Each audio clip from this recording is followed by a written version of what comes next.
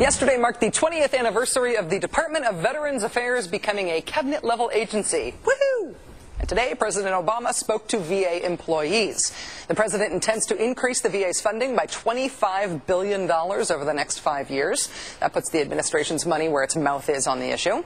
However, and it's kind of a big however, the Obama administration is also considering a change to one element of veterans' care. One element of veterans' care that actually sort of works. For all the spilkus that goes on in America about that boogeyman known as government-provided health care, the VA provides health care for veterans, and it basically works. The scandal at Walter Reed was not the VA, it was the Department of Defense. VA health care is not perfect by any stretch of the imagination, but it's not broken, and it is government-provided health care.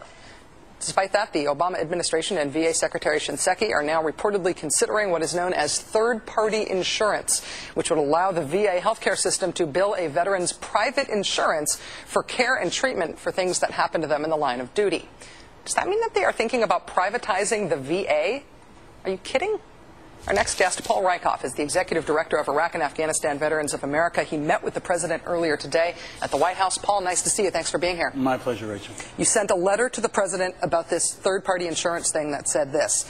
This proposal ignores the solemn obligation that this country has to care for those men and women who have served this country with distinction and were left with the wounds and scars of that service. Tell me why you feel so strongly about that. Well, IAVA was joined by 11 other leading veterans organizations, and we feel this is a bad policy that hurts veterans, it hurts the VA, and I think ultimately is going to hurt the President's relationship with generations of veterans. It basically pushes the sacred trust that exists between veterans and their government. It outsources or pushes off third-party payments for disabled veterans. So basically, if you lose a limb in Afghanistan and you come home and you have private health insurance and you go to the VA, the coverage for that wound is going to be pushed off to the private health insurance, not the VA.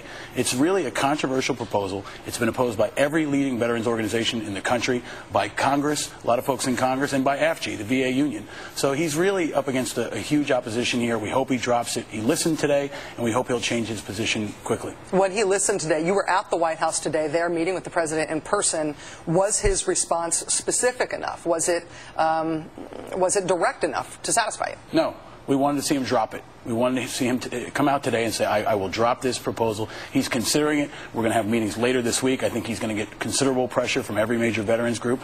And Senator Patty Murray has already said this is dead on arrival. So it's a nonpartisan issue. He's going to get hit from all sides here, and we hope that he drops it and we can focus on this record increase at the VA budget, the new GI Bill, the great work Michelle Obama is doing. This is a speed bump that he doesn't need. Yeah, there's so many positive things about the Obama administration. Absolutely. He deserves tremendous credit for a lot of other things, but this is the third rail for Veterans Affairs, and he hit it. And he's got to back off now, listen to the veterans groups, listen to the military community, and let's focus on taking care of all the folks who are going to come home as he draws down Iraq. Now, I said in the introduction, VA care is not perfect, but it is not broken. Is that an accurate? I've never had VA care. Is that an accurate assessment? The quality of VA health care is very good. Access is the problem. In rural areas, utilizing technology, dealing with new injuries like traumatic brain injury, women's issues. These are all areas where we can reform the VA. And General Shinseki and President Obama have a tremendous opportunity to use the VA as an example for how you can transform government and make it work. Yeah. But he's got to lay off this issue and let's move on to bigger things. Their argument for doing this is that it will be cost-saving?